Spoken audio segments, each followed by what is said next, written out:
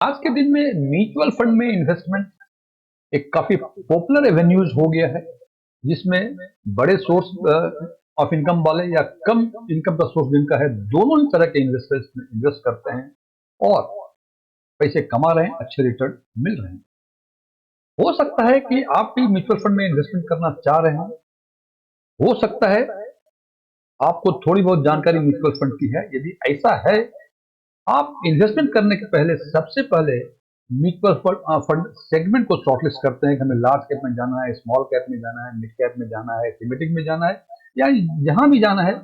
और वो segment shortlist करने के बाद फिर उस सेगमेंट से जितने म्यूचुअल फंड हैं उसमें से एक या दो म्यूचुअल फंड को हम शॉर्टलिस्ट करते हैं। जब ये शॉर्टलिस्ट कर लेते हैं तो हम so called mutual fund advisor को टेलीफोन करते हैं। वो एक दिन दो दिन बाद जब भी आता है, फॉर्म भरवा के ले जाता है। फिर 8 10 15 दिनों के बाद आपके मोबाइल पे मैसेज आने शुरू हो जाते हैं कि आपका अमाउंट डेबिट हो गया, आपकी इतनी एनएबी है। ये प्रक्रिया, चाहे आप एसआईपी करें या लमसम मोड ऑफ इन्वेस्टमेंट, दोनों ही मोड तरीकों में ये प्रक्रियाएं होती हैं। ऐसा भी हो सकता है कि आपको म्यूचुअल फंड की जानकारी कुछ भी ना हो, लेकिन आप सोच रहे हैं कि म्यूचुअल फंड में इन्वेस्ट करें, तो आप सीधे अपने जानकार जो म्यूचुअल फंड एडवाइजर हैं आपके सर्किल में, या किसी दोस्त ने रिकमेंड किया है किसी का नाम, उसको टेलीफोन करते हैं। वो या तो आपको अपने ऑफिस बुलाएगा या आपके घर आ जाएगा और फॉर्म भर के फिर उसी तरह से 10 15 दिनों के बाद आपके मोबाइल पे मैसेज आने शुरू हो जाएंगे कि आपका अमाउंट कट गया या आपका एसआईपी ड्यू है, जो भी है उस तरह से। लेकिन यहां तक तो बातें सामान्य हैं, लेकिन कुछ वर्षों के बाद, 5 10 वर्षों के बाद, उसमें जो कॉर्पस क्रिएट होता है, जब उसकी तुलना हम अपने एक दूसरे मित्र से जिसने उसी दिन उसी म्यूचुअल फंड में इन्वेस्ट किया था, तो दोनों के कॉर्पस में देखते हैं कि लाखों का अंतर है। यानी आपके कॉर्पस आपके मित्र के कॉर्पस से लाखों कम है, या यूं कह सकते हैं कि आपके मित्र का कॉर्पस आपके कॉर्पस से लाखों अधिक है। आखिर ऐसा क्यों? आपने एक ही दिन एक ही म्यूचुअल फंड में एक ही अमाउंट इन्वेस्ट किया, आपका लाखों कम और उनका लाखों अधिक। आज हम चर्चा करेंगे इन्हीं बातों पर कि क्या ये लाखों का नुकसान जो हमें होता है हमारी थोड़ी सी बचकानी हरकत से, कि क्या हम इससे बच सकते हैं।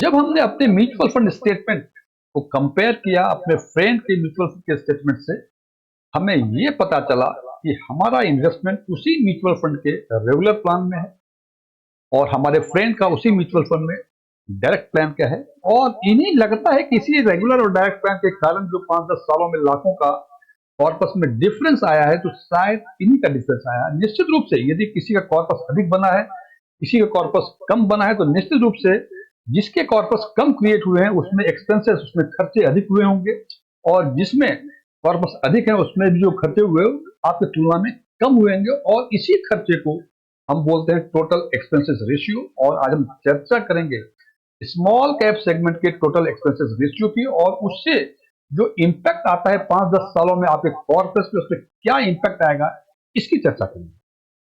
जैसा कि मैंने पहले चर्चा की, आज हम चर्चा करेंगे स्मॉल कैप सेगमेंट के कुछ फंड्स के बारे में, कि उसकी यदि आपने रेगुलर लिया होता या डायरेक्ट लिया होता, तो 10 5 सालों के बाद आपके कॉर्पस पे क्या प्रभाव पड़ता, और इन दोनों रेगुलर और डायरेक्ट के बीच में जो एक्सपेंसेस रेशियो है इसकी क्या कहानी है। हालांकि जो हमने स्मॉल कैप सेगमेंट के फंड को शॉर्टलिस्ट किया, 14 फंड को शॉर्टलिस्ट किया है, ये किस बेसिस पे किया है इसकी चर्चा हम आगे करें। और वो फंड है जेएम का स्मॉल कैप, सारे सारे स्मॉल कैप के फंड है।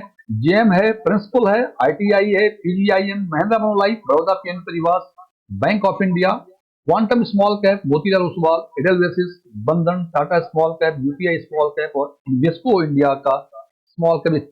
सारे 14 फंड जो हैं वो केवल स्मॉल कैप सेगमेंट के हैं, जैसा कि हमने चर्चा में किया था। आज हम स्मॉल कैप सेगमेंट के बारे में बात करेंगे।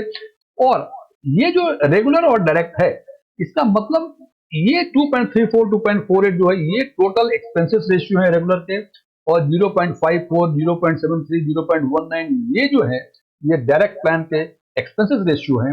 इसका मतलब यदि आपने थर्ड पार्टी का इन्वॉल्वमेंट लिया हुआ है तो आपको रेगुलर प्लान मिला था जैसे आपको मिला था, और आपके मित्र ने थर्ड पार्टी का असिस्टेंस नहीं लिया था, उसने डायरेक्ट प्लान लिया था। अब यदि हम देखते हैं कि ये एक्सपेंसेस रेशियो इन 14 फंड में से सबसे अधिक रेगुलर में प्रिंसिपल का स्मॉल कैप में है और डायरेक्ट में भी प्रिंसिपल का स्मॉल कैप क्या है, रेगुलर में 2.48% है और डायरेक्ट में 0.73% है, जबकि सबसे कम रेगुलर में टाटा के स्मॉल कैप फंड में है और डायरेक्ट में ये आईटीआईटी का स्मॉल कैप फंड है। फ्रेंड्स, ये सबसे हाईएस्ट लोएस्ट जो है among the small cap segment है। दूसरे सेगमेंट से कंपैरिजन ना करें, उसका एक्सपेंसेस रेशियो शायद कुछ और हो सकता है।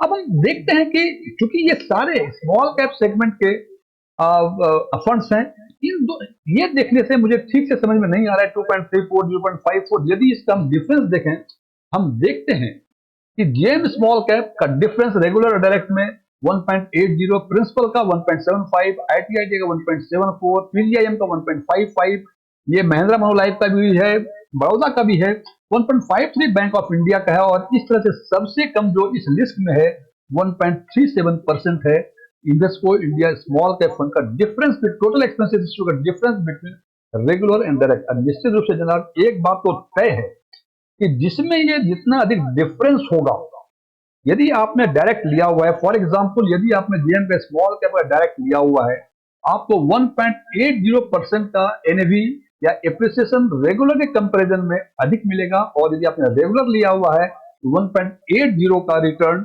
डायरेक्ट के कंपैरिजन में कम मिलेगा।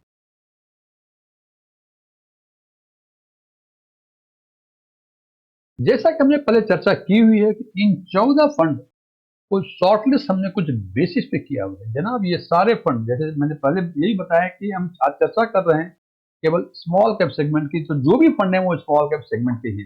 तो स्मॉल कैप सेगमेंट में आज के दिन में कुल 29 फंड हैं और उन 29 फंड का category average total expenses ratio difference between regular and direct, मैं फिर रिपीट कर रहा हूं, जो 29 फंड हैं उनका रेगुलर और डायरेक्ट के एक्सपेंसेस रेशियो का डिफरेंस जो एवरेज है वो है 1.27%। इसका मतलब ये सारे फंड जो हैं इनका जो डिफरेंस है ये 1.27 से है। मतलब 29 फंड में से 14 फंड ऐसे हैं जिनका रेगुलर और डायरेक्ट एक्सपेंसेस रेशियो में डिफरेंस जो है उससे अधिक है, एवरेज से अधिक है। इसका दूसरे शब्द में कह सकते हैं कि यदि आपने इन फंड्स में रेगुलर में इन्वेस्ट किया हुआ है तो माना जाना चाहिए कि आपको इसमें अधिक लॉस हुए होंगे और यदि आपने इस फंड में डायरेक्ट में किया होगा तो आपको अधिक फायदा हुआ होगा।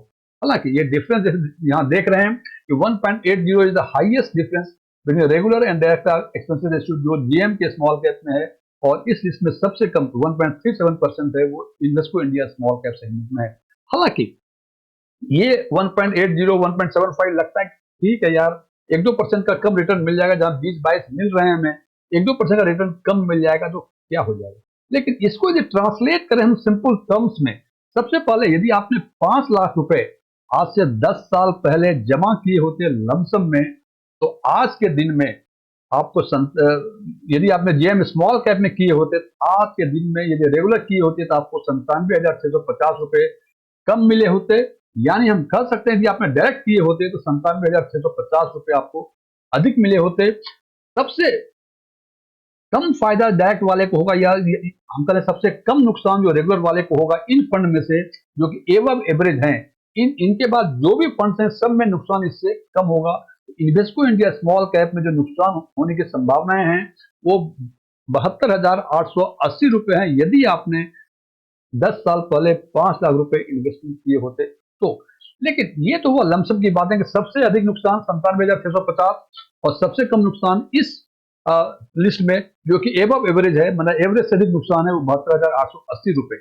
यदि यही बातें करें हम एसआईपी की, यदि आपने एसआईपी 5,000 रुपए पर मंथ आज से 10 साल पहले शुरू किया होता तो जीएम स्मॉल किया होता रेगुलर प्लान से, तो आपको जेएम स्मॉल कैप में 97,840 रुपए का नुकसान होता, प्रिंसिपल में 56,135 का, आईटीआईटी में 55,795 का, पीजीआई में 49,350, पीजीआईएम, महिंद्रा और बड़ौदा बीएनबी परिवार तीनों का 49,385, बैंक ऑफ इंडिया का 48,715, क्वांटम का 47,710, मोतीलाल ओसवाल का 46,710, एडलवेसिस का 45,710, बंधन का 45,710 टाटा का 44,380, यूटीआई का स्मॉल कैप जो है 44,045 और इन्वेस्को इंडिया स्मॉल कैप में ये डिफरेंस 43,385 होता है। मैं फिर रिपीट कर रहा हूं, ये डिफरेंस यदि रेगुलर में किया तो इतना लॉस, यदि डायरेक्ट में किया तो इतना फायदा।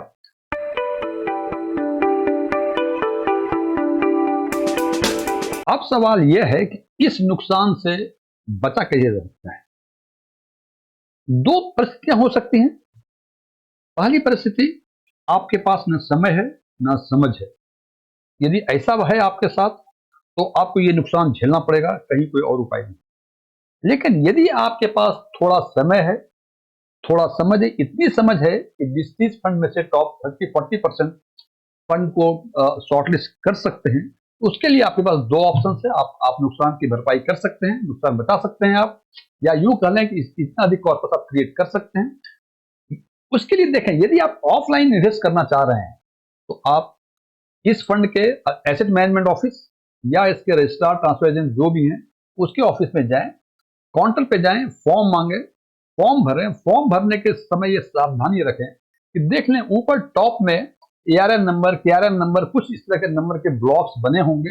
वो बॉक्स ब्लैंक होने चाहिए। ब्लैंक जब होते हैं तो आप उसमें लिख दें उस जगह पे डायरेक्ट, उसमें कोई रबर स्टैंप लगे नहीं होनी चाहिए, ध्यान रखना जरूरी है। और यदि ऑनलाइन करना चाह रहे हैं तो कोई ऑप्शन से, यदि आपका पहले से इन्वेस्टमेंट है तो केवाईसी कंप्लायंस तो होगा, कोई इशू नहीं होगा। और एक और आप सिंपल नेविगेशन से उसको ऑनलाइन इन्वेस्ट कर सकते हैं। जब ऑनलाइन इन्वेस्ट करें तो एक आएगा नेविगेशन में एक विंडो आएगी जहां चूज करना पड़ेगा डायरेक्ट और रेगुलर के बारे में। यदि आप रेगुलर चूज करते हैं तो अगला विंडो खुलेगा, एआरएन नंबर मांगता है। यदि आप डायरेक्ट चूज करते हैं तो अगला विंडो नहीं खुलता है, वहां कोई एआरएन नंबर नहीं मांगता है। इसको ध्यान रखें। नंबर 2, यदि आप किसी पार्टिकुलर फंड में पहले से इन्वेस्टेड हैं और उसी फंड में या तो उसी को टॉपअप करना चाह रहे हैं या उसी फोलियो में उसी फंड का दूसरा स्कीम में इन्वेस्ट करना चाहें, तो ध्यान रखें जब आप इन्वेस्ट करेंगे ऑनलाइन तो चूंकि पहला आपका यदि रेगुलर परचेज है तो दूसरा भी ऑटोमेटिक डिफॉल्ट में रेगुलर आ जाएगा। इसको ध्यान रखें। जब रेगुलर दिखे तो ड्रॉप डाउन में जाके उसको डायरेक्ट कर दें।